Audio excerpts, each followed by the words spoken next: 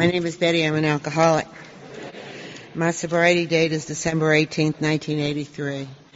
And this is my home group. When I walked into the doors of Alcoholics Anonymous, it was on the Texas-Louisiana border. And they hadn't heard anything new since 1935, and they had their own little AA house, and they had all of the stuff on the wall, and I was really bored with them, but so I read a lot of what was on the wall. And when I read the steps, what I knew was that I would never be able to do 8 and 9. Maybe I could make a list, but at the time my list wouldn't have been complete. But to make amends for the wreckage of my past was something I really didn't want to do. I wanted to be sober. I wanted to have a good life. I didn't think I was going to have it with those folks in the room. They were, it's a real rural area, and they all looked like farmers, whatever farmers look like. And I thought I was deprived having to sober up in that little town of 3,000 people. And it turned out that I think that was probably the only place I could have really sobered up. I had to go to a meeting every day. I was sobering up with my husband.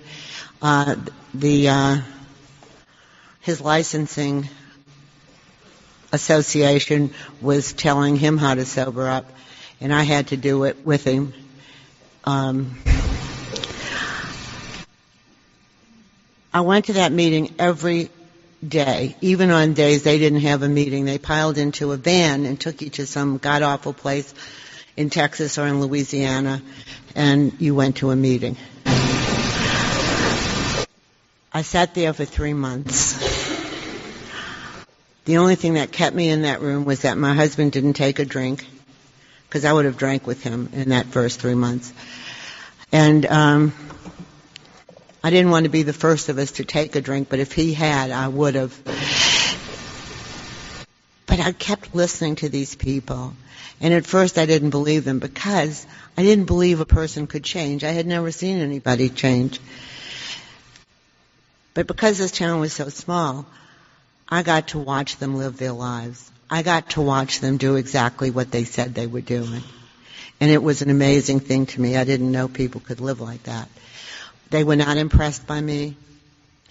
They didn't care what I had. I thought I was better looking than them. I was smarter and I had more stuff. The only problem was they were happy and I wasn't. So at the end of 3 months, I decided that all of those things that I thought were true, but in this one instance, in knowing how to be sober and knowing how to live, they knew how to do it and I didn't. And so I thought in this one thing, I would listen to them and I would do what they told me to do. They assigned a sponsor to me because none of the other women wanted to have anything to do with me. I was mean. And this woman had about a 6th grade education. And I said to her, I said, there are a couple of those things that I really am not going to be able to do. I'm not going to be able to become willing to make amends to the people in my life. And I am never going to make amends to my sister.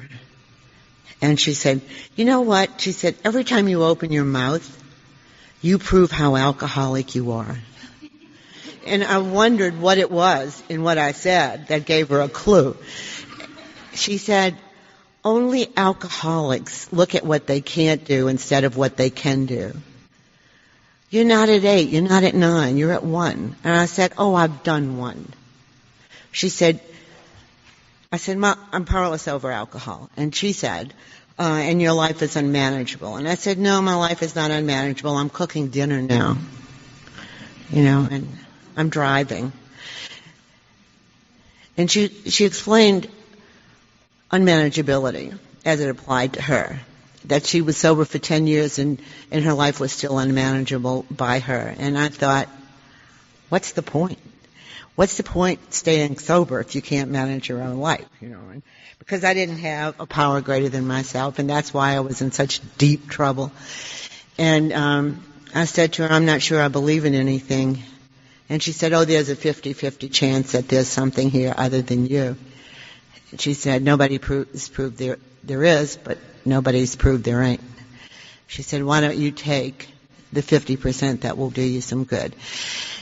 And she said something that I tell all the women that I sponsor, and that is, when you decide that you want to believe in something other than yourself, you'll begin to believe in something other than yourself. And the Big Book talks to me about that. It says that if I just stop saying no, if I just stop saying never, that's the beginning. And that was the beginning for me. I took the steps with this woman. I was overeducated, she was undereducated. But it didn't matter because she knew how to be sober. Her life was good. I said to her, I think that just living a better life, just being a better person is enough amends. She said, it says direct amends. Direct means you sit across from those people and you make amends. And it's not just about an apology. When you get there, you have to tell them what you've done and ask them how you can make it right for them. Well, it took me about 8 months to do that. And when I made that list, I wasn't nearly willing to make amends to those people, but she told me to bring the list to her so that she could prioritize it. Because I have a tendency to want to look good, and so I would put those people at the top of the list that I want to know that I'm doing well. And she scratched off some of those people. I had a guy that I had a sick relationship with a long time, and she said, this man will cross him off. You don't make amends to him this way. So, well, how will I make amends? She said, by never darkening his doorstep again. This man has had enough. And that was a good thing, because my motives were not good. So I had my children, my ex-husbands, my sisters. I have 3 sisters and a brother. I had fired my brother as my brother for something he did, like talk to one of my ex-husbands. But it was the 4th step that allowed me to get to the 8th step. That was the hardest step for me, to make an inventory of my resentments, my fears, and my sex history. And what I found in that was that I was so self-absorbed, so self-centered, that I never considered anybody else, not one person. And that was a bitter pill for me to swallow. I thought I was just wonderful and that I was brilliant and nobody understood me, and that had been my problem all of my life. And I realized that I never considered another person, even my children. I think that I did all of the things that a good parent is supposed to do, but I didn't do it with my heart and my soul. I didn't do it because that was what mothers do. I did it because I didn't want people to think I was a bad mother. And I had to look at the motives for some of those resentments. But it opened the world to me, the 4th step. And without that, I could never have gone to my sisters. My mother died 3 months before I sobered up, and I couldn't show up for her in the hospital. I couldn't show up to her funeral. And I owed a lot of amends to all of my family for that. And there was no way I thought I could make amends to my mother for what I had done. And this sponsor was really, she may have been uneducated, but she was very, very wise. And she said, you'll find a way, God will put a way in your life for you to get some peace with this. And what happened was that several years later, when my husband's mother became ill, I was the only person who had the time and the free travel and everything that I needed to be able to go to Wisconsin and take care of her. So I took care of her for 3 years. And it took me 4 months to be able to get her into a nursing home. And I stayed in Wisconsin October, November, and December. That was the worst thing. It's worse than Salt Lake. It's worse than Montana. It's the worst. And I didn't recognize what I was being given, but I was complaining to someone I sponsored about how my sister-in-law, who only lived 17 minutes away, couldn't come and see her mother, couldn't take care of her mother, couldn't do this for her mother, blah, blah, blah, blah. And it was Meg. And she said, in the middle of the conversation, that must be really hard for you, since that's exactly what you did to your mother. And I realized that it was exactly what I did to my mother. I didn't do for my mother. I let my siblings take all the responsibility because I could not show up. And that was where my sister-in-law was. So I got off the phone with Meg, and I went into the bedroom I was using, and I got on my knees, and thank God for giving me this opportunity to do for my husband's mother what I couldn't do for my own mother. And I had peace after that. My children wouldn't listen to my amends. They were embarrassed for me. You know, it's awful to have your mother sit in front of you and talk about that. And they would go, "Ma, it's okay, it's okay." But the sponsor said, that's not enough. That may be enough for them, but it's not enough for you. So you sit down and you write a letter to them.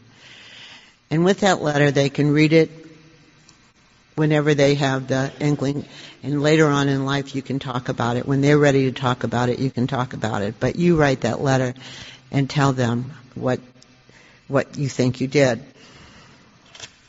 In making those amends, sitting down with my sisters, and I realized that was the first real conversation I had had with those women in my life. The first time I looked at them and I thought about them. My youngest sister, I was her hero. And after I told her everything that I had done to her, she said to me, "None of those things bothered me. What bothered me was that I was never important to you." My sister is in her mid-60s now, and she's important to me, and she's been important to me for a long time. But that was only possible in the 9th step. My children, over the years, that's happened. You know, we've been able to sit and talk about that. My daughter told me something that broke my heart. For all the things that I thought I had done, what hurt her the most was that she wasn't important enough to me to make so that I would want to live for her. That never occurred to me. Ella told me that I needed to listen to what those people said. When I'm making amends, I need to listen, and I need to open up and give them the opportunity to say to me, "What about this? What about this?" And I was able to do that. I was able to do that because I took her direction. One of the things that I did was steal your drugs.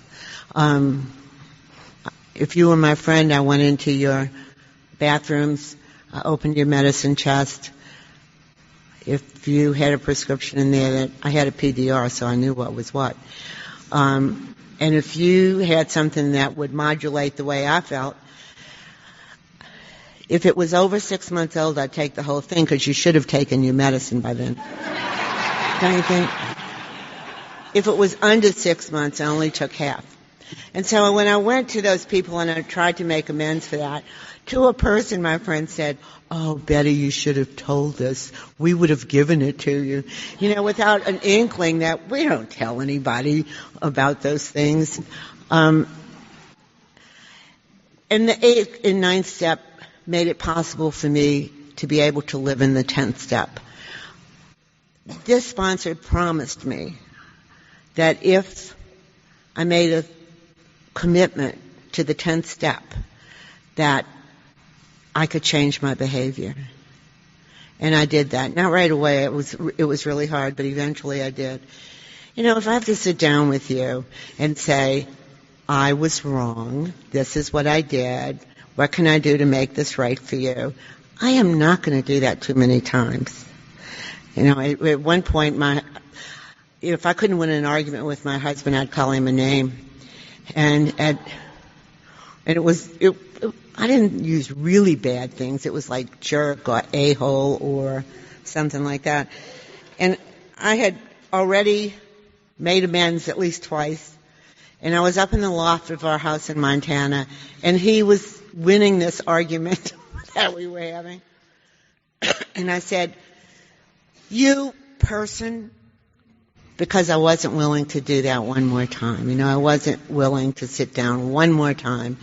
And I promise you that if you will make a commitment to the 10th step, it will change your behavior. Because I don't think you're so different than me. You know, there was a time when I thought you were totally different and that I was unique. But today I know that, you know, we pretty much have lived each other's lives.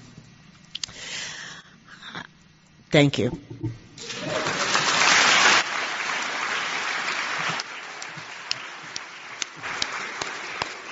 Thanks, Betty. Our next speaker is Bob D. from Las Vegas.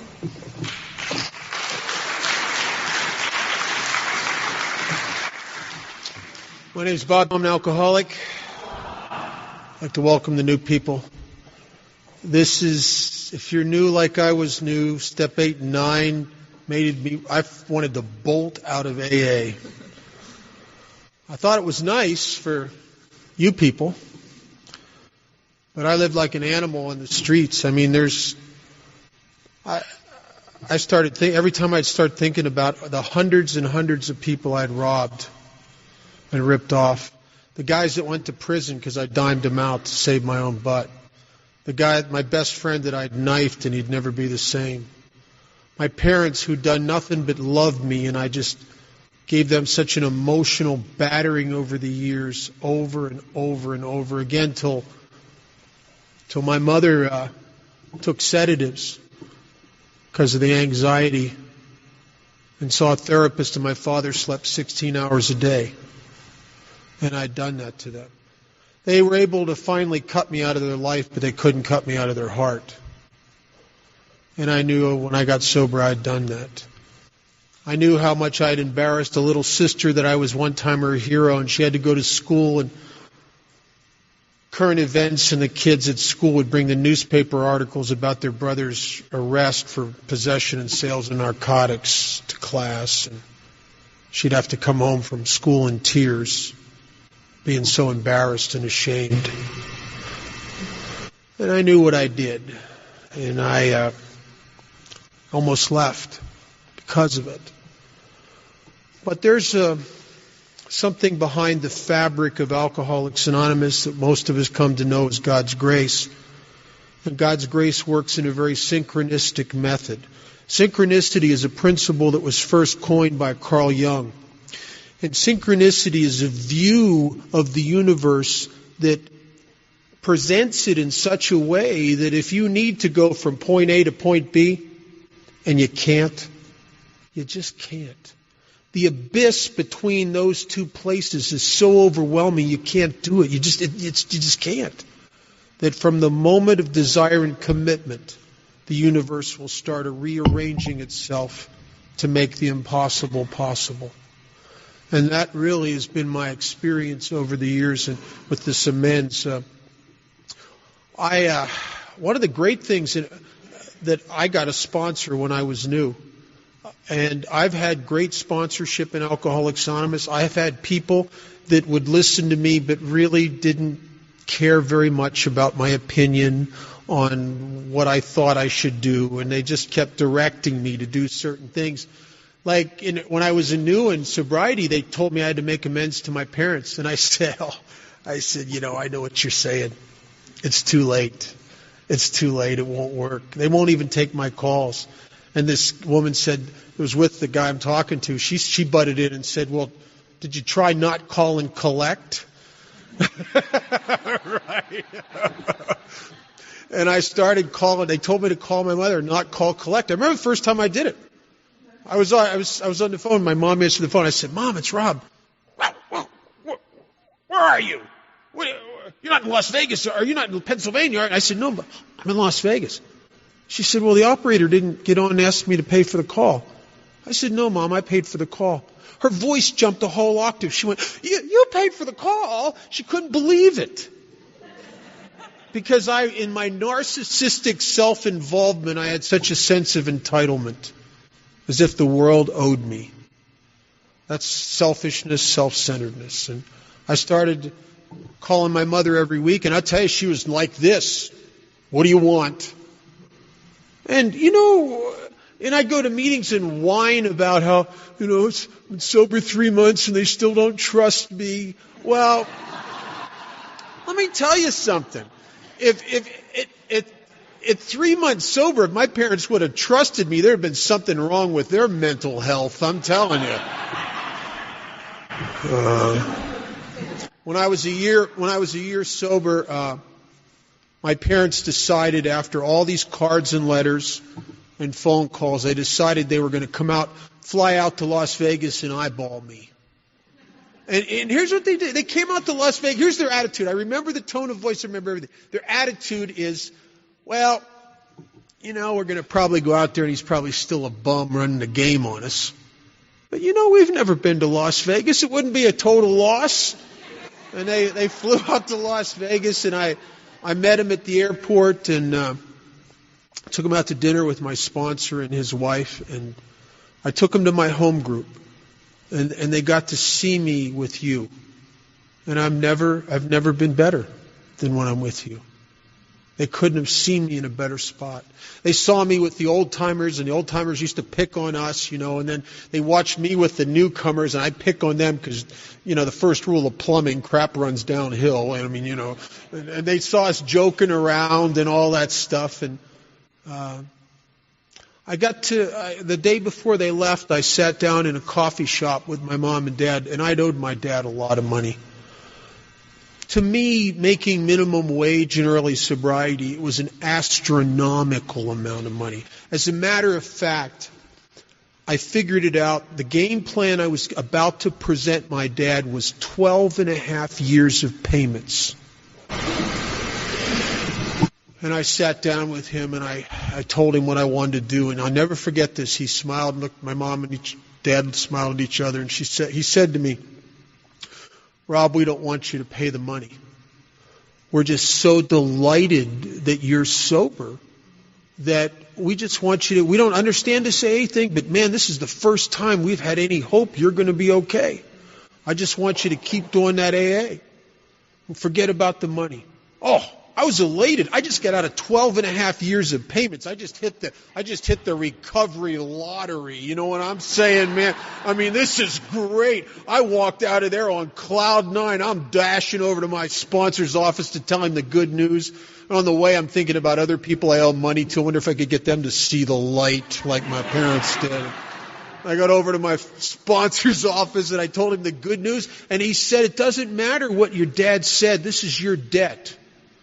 This is your integrity. You sold your self-respect a nickel and a dime at a time. You're going to have to find a way to pay it back. I tell you, if I ever wanted to change sponsors, it was right about then. And I said, well, what am I going to do? I can't send them this little check every month. It's not going to. They don't really need it. They're not going to cash it. He says, I don't know, but I believe if you're willing. And are you willing? And I said, yeah, I don't know how, but I'd like to make this right. He says, then I believe God will show you a way. And I was working as a cashier in a store. Now, this is in the 70s. And in the 70s, and working as a cashier, there was a lot of silver coins and silver certificates and gold certificates still in circulation. Every day they'd come through my register. And my father had an obsessive hobby. He collected that stuff. And the intuitive thought came to me it was a funny kind of thought. I never imagined I could save up at face value what I owed my dad, but I thought, well, at least maybe if I talked to my boss, I could start buying this stuff out of the register every day and putting it aside. Maybe I could at least give him something. And I'll tell you, people who don't walk through this never get that magical good luck that happens to those of us that start to make amends. And from the moment I started chipping away at this one and saving those coins and bills and paying off some of the other stuff I owed, it seemed like I started getting lucky. I guess in the realm of the spirit, there's a lot of cause and effect here. And all of a sudden, I started getting raises and bonuses. And a guy used to give me $100 cash for helping him move stuff. He had a little moving business. And what would have taken 12 and a half years, I saved up at face value bags of coins and bills equal to the amount of money I owed my dad. And I knew that I was going to give it to him and he wouldn't give it back. It'd be like a crack addict giving back an 8-ball. I couldn't have done it. He just couldn't. He would have had to take it. And I gave my father that stuff. And I'll tell you something. Now I was 4 years sober when I gave that to, a little over, I was 4.5, actually a little over 4.5 years sober when I gave that stuff to my father. Oddly enough, my dad died when I was a little over 5 years sober. And by the time I gave that to my father, there was no doubt in my mind my dad loved me and forgave me. But I'll tell you something. When I made that amends, something changed. And for the first time in my dad's life, he started to respect me. And he loved me, but I think I was always Bob. You know, Bob. Bob who never takes the responsibility for anything, Bob. The not quite, I wish he was, but isn't quite a stand-up guy, Bob. But when I made that amends to my father, he started to respect me. And it changed the whole dynamic of our relationship. And when my dad died the next year, he died, I'll tell you something, we were even. And I know what it's like to have people you love that you're hurt die and you're not even. Alcoholics Anonymous taught me how to make amends to those people by writing them letters, because the book says some people can't be seen, so we write them an honest letter. And maybe years later going to the grave sites. But my dad and I were good. And his spirit is within me, and it's a joyous thing. I talk to my dad occasionally. It sounds silly, but I'll tell you I do. When my daughter was born, I felt his spirit in that delivery room. When I sold my business a few years ago and I got the first of several 7-figure checks, I could feel him somewhere saying, "Way to go." I could feel his presence there. One of the hardest amends I had to make, the two hardest ones. One was I had to turn myself in when I first got sober and offer to go back to Pennsylvania and do the 2 years that was hanging over my head. That was one of the most frightening things I ever did. And I did it because a guy in Alcoholics Anonymous, and I wasn't even at step 8 and 9 yet, but a guy in AA convinced me that I wouldn't stay sober on the run. And he asked me, he says, "You want to die of alcoholism?" And I said, "No." And he said, "You have to do this, kid. You'll never stay sober if you don't." And I did it, and I was okay. And it was a big turning point for me. And the next hardest one I ever had to make was for something I did sober. When I was a year, when you make amends for stuff you did when you were drinking, you can kind of hang it on the fact, well, I was screwed up. But what do you hang it on when you were a sober member of Alcoholics Anonymous and you did it? And when I was about a year sober, I started stealing from my boss. And it started out so innocently. I used to smoke cigarettes. My first couple years of sobriety, I smoked, and I had a strong habit, several packs a day. And I was living paycheck to paycheck, trying to make amends and just get by. And one Thursday, I ran out of cigarettes, and I got a bad cigarette addiction. I'm at work, and I don't have any money till the next day, Friday. And one of the things we sold was cigarettes. So I talked to myself about it, which is the way I usually do it. And I thought to myself, well, I'll take a pack of cigarettes, and then tomorrow when I get my paycheck, I'll cash the check like I usually do out of the register, and I'll ring it up. Seemed like a reasonable thing. Well, I had no idea of the powers of the alcoholic ego to rationalize, justify, and minimize. And tomorrow came, and I cashed my paycheck, and the fleeting thought went through my mind, you need to ring those cigarettes up. And immediately, my ego kicked in and said, you work harder than everybody else here. You come early, you stay late. I mean, it's only a pack of cigarettes, for God's sakes. Everybody does this kind of thing. It's probably factored into the cost of operation. And I never rang those cigarettes up, and from that moment on, I started supporting a 3-pack-a-day habit and never bought another pack of cigarettes. And I started stealing 6 packs of Diet Coke, and I started getting sicker and sicker. And I don't connect the dots because in the realm of the spirit, often you do something over here, and you don't get sick over there initially. Maybe you start getting sick over here and over here. And I started getting sick in AA first. I'd go to meetings, I couldn't listen to people anymore. Everybody seemed like a phony hypocrite in AA. Now, I don't know, I'm projecting my own feelings about myself on the people in AA. But they all seemed phony. They all seemed full of crap to me. I was dating a gal at the time, started to pick her apart, then eventually came back to my job. I worked for a good guy. Never mistreated me, but I started picking him apart. And one night, I got down on my knees to thank God for that day of sobriety like I'd been trained to do in AA. And I was on my knees in this little apartment off of East Sahara. I yelled out, I said, God, what the hell's going on here? And the minute I asked the question, I knew the answer. I knew the reason I was getting sick and I was on my way out was because I'd been stealing from my boss and professing to be such an upright, honest member of AA. And with that knowledge came these feelings of self-loathing and shame. And I started to see myself the way I was, and it was not a pretty thing.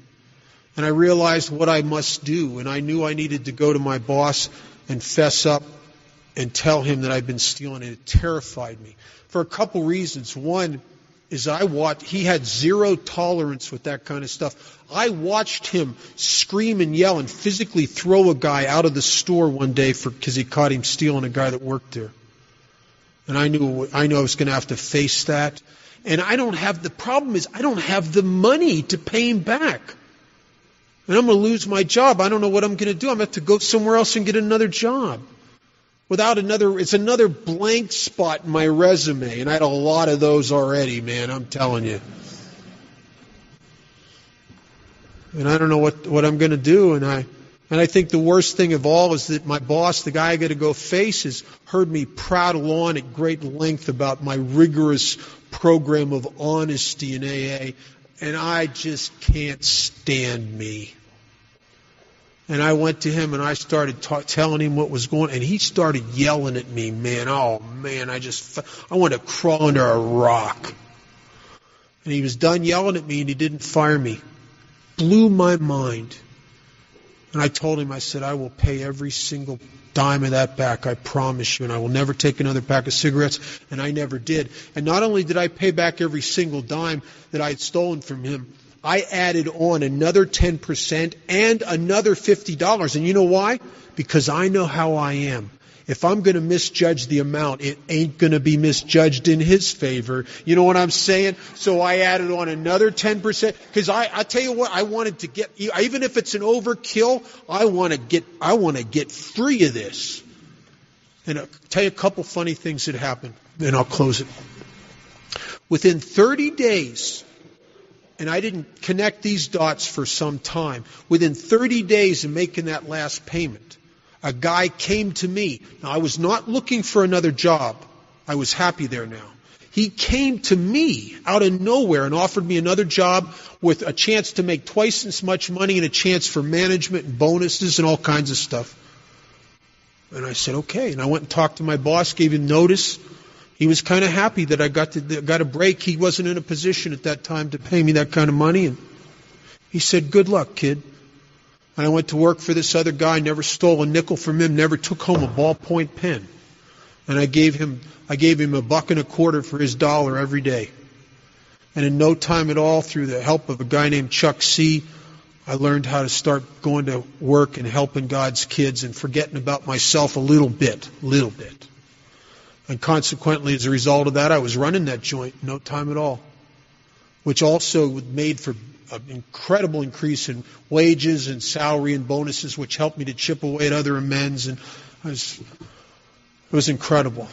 I'm in a restaurant one night, and I ran into the guy that I worked for and stole from. He's in there with his wife having dinner, the guy I made amends to. I went up to him, I said, "Hey, how you doing?" He said, "Oh, I'm doing all right." And he says, "Actually, I'm a little down." He said, "I tried to sell my store, and because it's got a liquor license with it and a gaming license, I sold it to a guy who couldn't pass the gaming control board muster, and after these last 6 months, I got it back in my lap." And he says, "I'm a little discouraged because I thought I was going to be able to retire. I'm a little burnt out." He says, "But I guess it's not in the cards, and I'm back running it again, back owning the business again." And I don't know, I had an out-of-body experience. Do you ever found yourself saying something to someone, and then you just can't believe you said it? And I found myself saying to this guy, "Boy, I'd really like to I'd love to buy your store." And the minute I said it, I was ashamed I said it. I said, "Oh, but I don't have any money. I don't know why I said that." And he looked at me, and he says, "What's your day off?" And I told him. He says, "Meet me for lunch here." And I met him for lunch that day, and he had these papers, and we sat down, and he made me a proposition. He said, "If you come back to work for me, and if you can get the numbers up," he said, "that guy's running into the ground. It's not doing very good. But if you can get the numbers up," he said, "I'll let you earn yourself into this business." And he gave me a projection plan. He says, end of 5 years, he said, "I'm out of here, it's yours." And now I'm a guy with no education. I'm a guy with a resume that has a lot of blank spots, a lot of dishwashing, a lot of telemarketing and selling blood occasionally. I mean, I don't got a good resume, you know. And I said, "You bet." And I went to work for him, and I started to build that business up. When I took it over, it was about $600,000, and I went to work doing what you told me. You said, "Just forget about the money. Go to help God's kids. Go to be of service. Forget about you. Just show up to be of service every day." And I started doing that, and within no time at all, a business that was doing about $600,000 a year. At one point, we were doing just about $10 million. And I started buying properties around Las Vegas, and I retired out of that business, sold that company. It was 5 or 6 years ago now, I guess. And I retired very well. And it all came from an amends. I sponsor a lot of guys that come to me and they come to me for the wrong reasons. They don't come to me, unfortunately, for my recovery. They see the $200,000 Mercedes and the nice jewelry and the big house, and they think that, and they're 15, 20 years sober, and their life's a financial disaster area, and they think I'm going to teach them some kind of magic juju, how to fix their life financially. In absolutely every case, it always comes back to unmade financial amends that have put them unconsciously in a position where they keep shooting themselves in the foot financially over and over again. And the guys that are willing to do it, and it's hard because the great cry of every alcoholic I've ever worked with is, yeah, I understand, but what about me? What about my finances? What about me? Like I get new guys all the time that goes, "Well, it says except when to do so would injure them or others. Aren't I another?" I mean, no, other than you. Right. But the guys that do it, it's like it changes your karma. You know what? I didn't know what karma meant until I was listening to an Alan Watts seminar on PBS, and Alan Watts said something very interesting. He said that the word karma would literally translate out of the Hindu and the English into the word doing. In other words, I have all this bad luck. It's not the universe. I'm doing this to myself because I don't feel like I'm a worthy receiver of anything good because I'm not even. See, that's the problem. I could never fool the thing it talks about on page 55, the great reality deep down within me. And I always somewhere knew what I was. And my dear mentor and friend who died not too long ago, Clint Hodges, used to say something I really believe. He said there's a world of difference between making all your amends and all your amends except one. And I just not too long ago just made one that I hadn't made. And I have a few I haven't made, but the only reason I haven't made them is I can't find the people. I got a guy stabbed I've never been able to find, and I've hired detectives. And I must trust that if I am supposed to make a direct amends to that guy, that God will cause him, will create the wherever. It's not right, but it's my business to keep my eyes and ears open. And every once in a while I'll do a little internet search, and not there, okay, I move on. But it's my job to keep my eyes and ears open and try. And you know something, I can tell you with absolute honesty that there is no amends in my life that I either haven't made or I'm not willing to. The ones I haven't made, I'm telling you, I'm willing. If I were to find out tomorrow where Chris is, the guy I knifed, I'm telling you, I'd be on a plane to wherever he is within a week. I'm willing and I'm ready. I just don't have the wherever. And that's, God provides me with the willingness. He provides me with the wherever. I made the list. I made it when I did my inventory. And it's my job to make the direct amends when God makes it possible. Thanks.